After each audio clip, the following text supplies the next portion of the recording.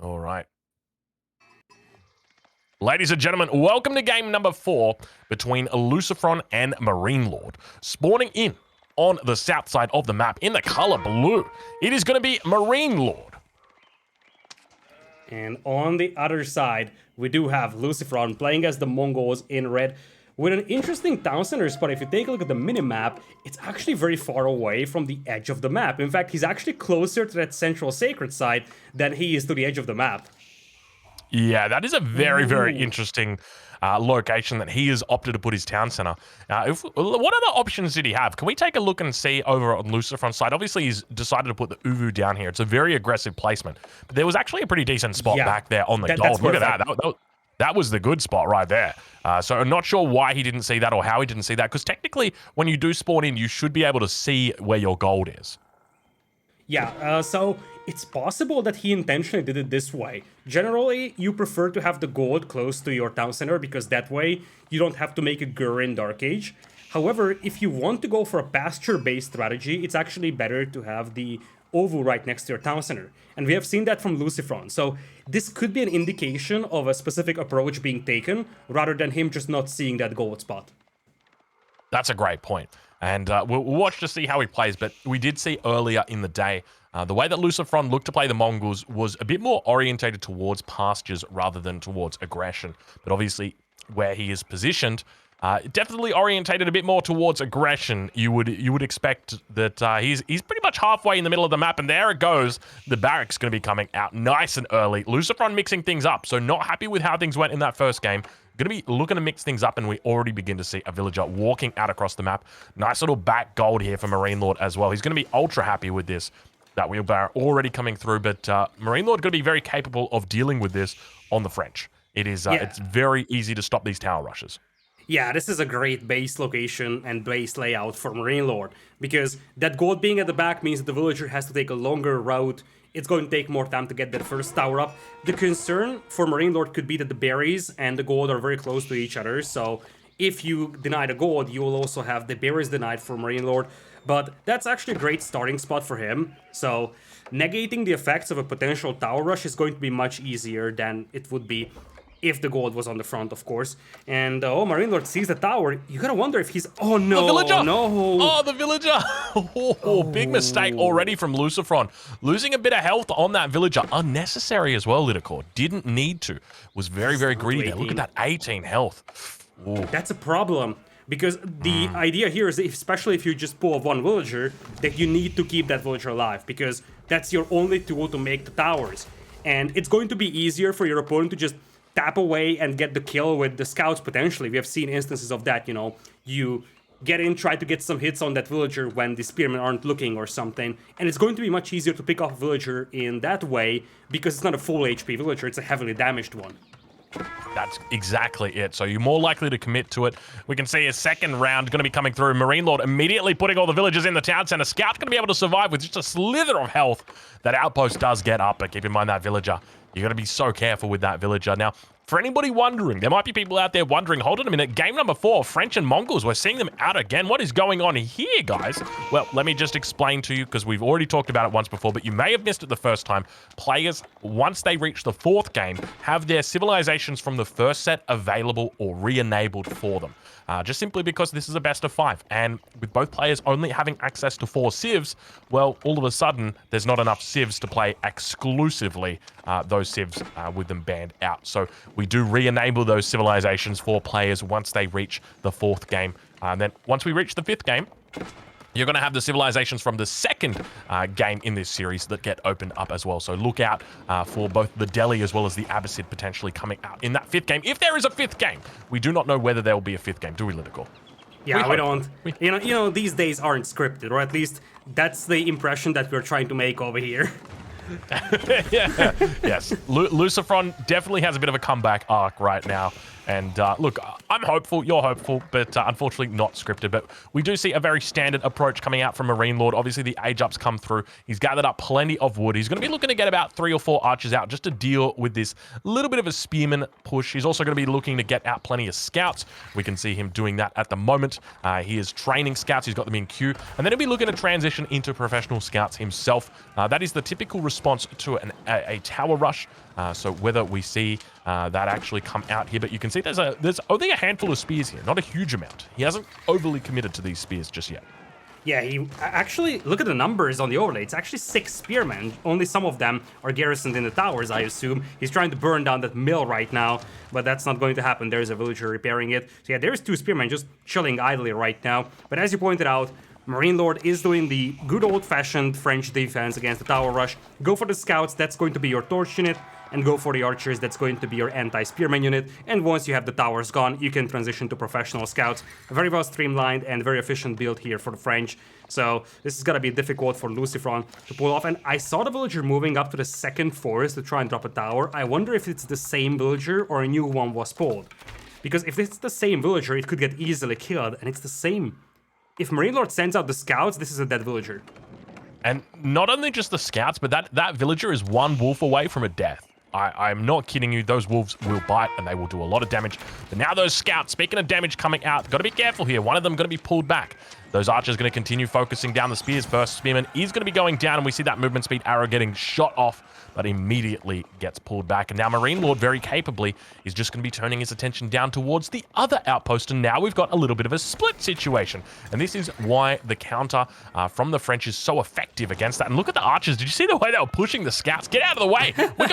We got units to kill. Beautiful play over there by MarineLorD. So he's positioning those scouts and archers on the other side of the tower to make sure that not a single spearman can make a run for a tower and garrison inside. And as you pointed out, the moment he sees the spearman garrisoning into one tower, he's going to shift to the other. And because LucifroN is yet to reach Feudal Age, there is no arrow slits in placement on those towers. So you can only get some firepower out of those if you have units garrisoning it. Now that we have Feudal Age, arrow slits is coming in. The question is whether it's too late or not. Yeah, it definitely feels too late. There are a lot of scouts out right now for MarineLorD. And keep in mind, he's happy to make plenty more. He's got 7 out now, which is the perfect amount that you want. You can see those spears coming out, trying to get a few sneaky shots off on those scouts. Not going to be any, well, having too much luck. And now coming around for round number 2. Look at those archers, the way that they're waiting. They're just waiting for those spearmen to jump out of that outpost. But you can see the arrow slit's going to come through now. Khan just trying to get in and do some damage as well. And now those spears once again coming out, going to be taken out slowly but steadily, losing their lives. He's down to 2 spears and now going to be running away, realizing that the gig is up, and indeed going to be losing the last spearman. All of them do go down. Scouts all remain. He's got 7 scouts, and that means professional scouts is going to be hopefully coming out for MarineLorD today. You rarely see an instance of both players having perfect micro, but that was one of those. LucifroN, he did the right thing, jump out with the spearman, do some damage on the scouts, and the MarineLorD, he was able to pull back every single of those damaged scouts. And you see, many of the scouts are heavily damaged here, but none of them got killed, as you pointed out. And then, of course, he focused down the spears with the archers. So both of the players did the exact same thing that they had to with a perfect execution. It's just the fact that MarineLorD's army comp here was way better to deal with just spearmen and towers. And indeed, there is professional scouts on the way for MarineLorD. Very well streamlined, but we haven't talked about one important factor.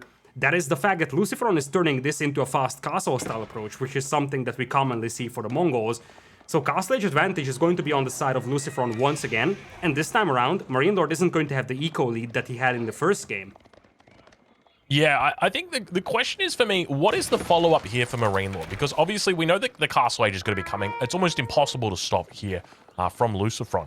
So how does MarineLorD look to tackle this? Does he start going into knights himself? We can see that at the moment, predominantly, it is just going to be archers together with a horseman, but we do see a single knight actually coming out. So it would make sense in this position to actually go, and we see the Khan managed to take out a villager there. Very sneaky Khan. Takes out a single villager. Villager count going to be 36 versus 30 at the moment. So MarineLorD still with a little bit of a lead. Obviously got the French out here. But what do you think the direction he's going to be taking, MarineLorD, as the game enters into the center, the middle? I think that knights make a lot of sense for him, because if you think about how LucifroN would approach this, you get to Castle Age, you want to capitalize on it as soon as possible. So what's the fastest way to capitalize on Castle Age? It is probably Lancers, right? We have seen that being attempted in game number 1. And the French Knights can hold off the Lancers fairly effectively, and of course the Lancers can't heal back up, whereas the Knights can. So I would think that using Lancers over here, using Knights for French, would be a great way to buffer up and buy yourself time to get to Castle Age. Obviously, behind that, LucifroN would be working towards the relics as well, but for MarineLorD to buy himself time to get to Castle Age, Knights would probably be the best approach. The problem is that they are very expensive, so they would also delay your Castle Age, so this could be a tricky spot here for MarineLorD. Yeah, really good point. During that short little bit that you were explaining, we did see a scout actually go down. So F's in the chat for that poor little scout. Unfortunately losing its life. 3 scouts next to it all picked up deer carcasses. That single scout didn't pick up a deer carcass, got grouped up with them, was running super slow and lost its life to that very, very patient and potent outpost. That's what you get for not picking up a carcass. I mean, lazy people do get punished. You're 100% right. They do get punished. And indeed, we do like a good little whipping, don't we? But farm transition going to be coming in for MarineLorD, despite the fact he's got professional scouts. So it is going to be a heavy investment here. And I do get concerned right now, because if LucifroN looks to play this the exact same style that we saw in the first game, which you would expect reasonably for him to do that, you know, I'm talking lots and lots of lancers, then there could be trouble right here on the cards for MarineLorD, because I don't yet see a second town center down for him. Yeah, this is concerning. So compared to the game number 1, the scenario is actually very similar. MarineLorD going Knights, LucifroN going Lancers. The difference is that this time around, MarineLorD's eco lead is much smaller. In fact, it's only 7 villagers. So you can't afford to keep going for Knights and also work towards Castle Age right now for MarineLorD. He kind of has to do that. That's essentially his only option. He doesn't have the Arbaletier to deal with the Knights yet. Sure enough, he could go for Spearman, but of course LucifroN can start working towards Men-at-Arms, or he can work towards his own archers. So Spearman is also just a temporary solution over here for MarineLorD, and it's also not a unit that you really want to go towards with the French. Blacksmith, as well as a prayer tent, going to be coming out as well for LucifroN. We can see he's going to be looking to clean up a couple of these scouts. Scout not going to be dropping its loot, just instead going to be dying for it, which, you know, it's admirable, but at the same time, was it the right decision? Probably not, Scout. Unfortunately, you've lost your life, and now you're not going to be able to pick up any more deer. But yeah, LucifroN looking pretty decent at this point. He's going to be continuing with this transition. And keep in mind, this game is incredibly important for him to win. If he wins this game, it means that the set is going to be going up to 2-2. And he's going to be heading into a very favorable 5th game. MarineLorD needs to win this because, as we mentioned, it is just so difficult in that last game, the matchups that he's potentially going to be having. Look at the villagers.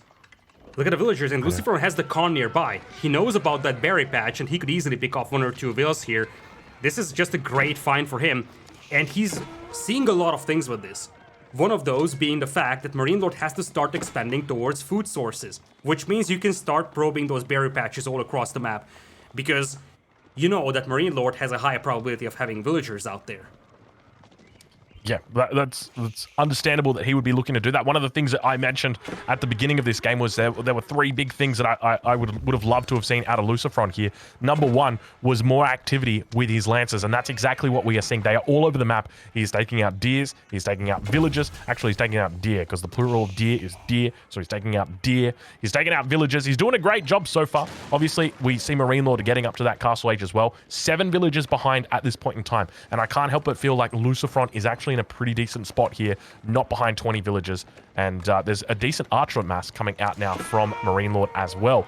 Not going to be too potent though, not going to be too much of an issue. Now, bit of a battle going to begin to unfold. You can see that armor arrow getting thrown out by the Khan, and looks like the lance is going to be retreating here.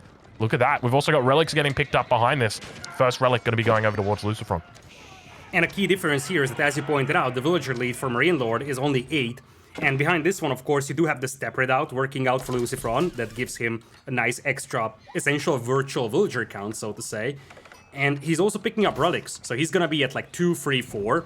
So the effective economy for LucifroN is going to be way better than MarineLorD. And he could use that to leverage a slight E-army lead and probe these food deposits, probe those gold deposits, and start playing aggressive, try to pick off villagers all across the map. Still, it's a bit of a concern for him that MarineLorD is getting up to Castle Age because he no longer has the technology advantage, so if MarineLorD can buffer this push up, he could once again break out of his base and start doing damage to LucifroN's eco. Well, speaking of eco, LucifroN now going to be dropping down a second town center, but one of the things that we don't actually see coming out from him this game is a wheelbarrow. So he actually goes for a second town center before a wheelbarrow. That is a very interesting... He's healing the Lancers. Look at that. Wait, what? He's healing the Lancers. Oh my lord, he's healing the Lancers. It's next level stuff. It's like he's role-playing as the French right now. He's forgotten that he actually picked the Mongols. But speaking of Mongols, you can see them running in, trying to do a little bit of damage on that wood line. Going to get repelled out. Not going to be able to find any kills there. But he's got units, and now we see more outposts coming up. This is what we wanted to see from him. This was point number 2 coming out for LucifroN. So the last point on that list is going to be making sure before an engagement happens that he's got enough crossbows to actually one-shot the Lancers. We don't see any archers coming out just yet for LucifroN. A lot of idle vills underneath that town center. You can see the pastures have finally come down for him as well. He's looking pretty good at this point in time, though. I guess the main concern for me is just, obviously, there's a difference in military count right now, but a lot of that is just going to be those basic archers.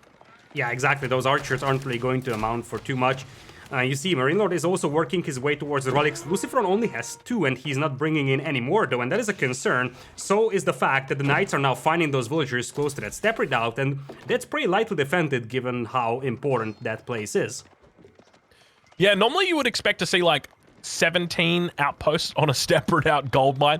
You know, you sometimes see ridiculous amounts of outposts, especially in the larger gold mines. You'll see like 5 or 6 outposts up out there just to defend the villages. Maybe not 5 or 6, maybe 4 is a more reasonable number, but keep in mind right now, the shoe is on the foot for LucifroN. He needs to hold on right now, and MarineLorD is definitely looking to make action happen.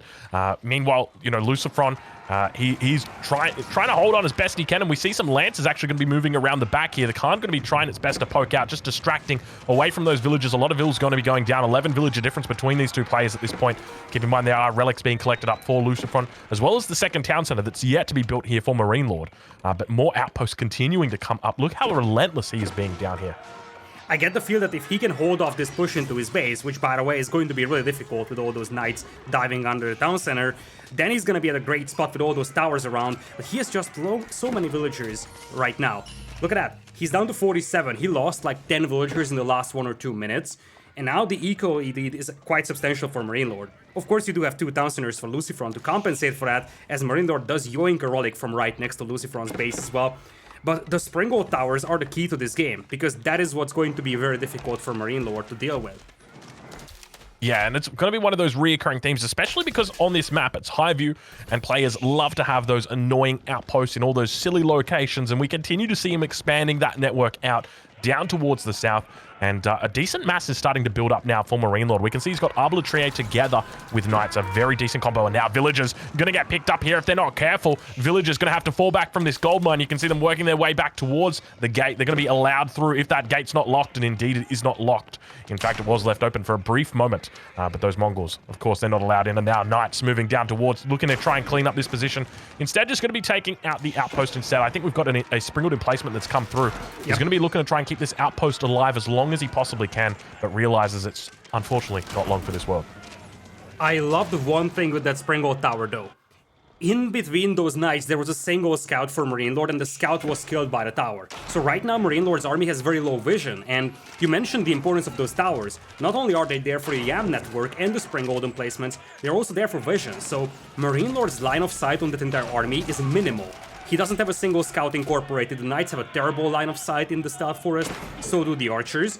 So this could be a great way for LucifroN to catch MarineLorD off guard, and there's a second town center as well for MarineLorD himself.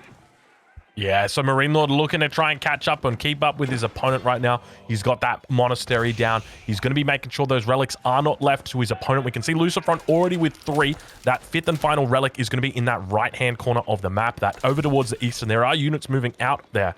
We did see MarineLorD's town center, or monastery rather, rally there. And LucifroN's finally remembered to get the wheelbarrow. Set off the wheelbarrow alarm, ladies and gentlemen. It is happening, but it looks like that monk is going to be trying its best to snatch away that relic. I think it's going to get it as well. You can see it's down to about half health. That final arrow going to be coming off. I don't think it's going to be able to kill it, though. Unfortunately not. It gets away with 9 health, and he gets that relic. He gets the relic, and that is a very important relic for him, because this way, LucifroN only has a 1 relic lead over here. Army numbers looking way better for MarineLorD now. Still, a lot of his army is now archers, but you gotta love this composition. Look at that. It's perfectly balanced, as all things should be. 15 Lancers, 15 Arbaletier. He just needs to add 1 more archer for that absolutely perfect balance. Oh, it's so close, isn't it? Yeah, 14 archers. I guess he's also going to add in 14 more monks, but that'll be a while before he gets to that landmark. But yeah, the villager count starting to build up now for MarineLorD. Obviously, playing the French, he's going to have that advantage. Faster training villagers mean that he's essentially got about 2.5 town centers for himself right now. But now those crossbows looking to move out on the map. You can see the arbitrary number looking very healthy here. Going to be able to one-shot those knights as they come in, and that's the real damage right there that comes out. Once you're in that threshold of one-shotting knights, that is where it's really difficult to play and continue adding in knights, because you're going to be kiting away non-stop against those, and it's just going to be incredibly difficult to really get on a hold on it. That means you might even start thinking about adding in horsemen. But now, in the middle of the map, another pickup going to be happening, Liadkor. This is not looking good right now for MarineLorD. Yeah, his forces are constantly being intercepted, and that's because he has no line of sight into those stealth forests. And you see, he has to pull back the knights. Now the knights are getting depleted by the crossbows. There are some archers over there for MarineLorD, so he can take decent fights against crossbows, but he's losing a lot of army value, and this is a good fight for LucifroN. He's grinding down all those important and dangerous knights, and he's going to leave MarineLorD with just a handful of arbaletiers and archers here.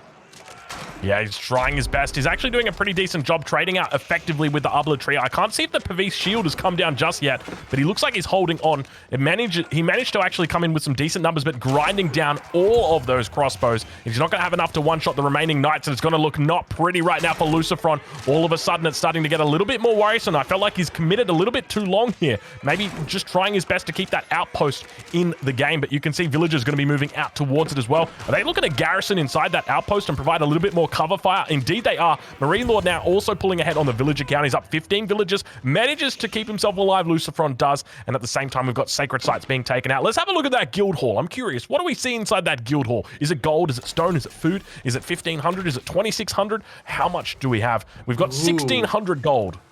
Not a bad amount. Not a bad amount, and he just withdrew that. I wonder if he's shifting to food now because he's gonna have a ton of gold to work with. In fact, he could think about Imperial Age at this pace. And LucifroN just taps out. He can't hold that tower anymore, and he's got no army. He was down to like 5 army at max. Where was his army? That was the question. He was looking good with those crossbows. It was in the graveyard. There you go. I mean, it was looking good for LucifroN at one point there, but unfortunately, MarineLorD just, his French is on another level. It is impressive how good he is with this French, just so able to react, so capable of reacting and preventing any sort of shenanigans that come out from LucifroN. So very well played there. MarineLorD's going to be very happy with that, and he'll move on to the final round. Yeah, he is going to move on. Great show once again by MarineLorD.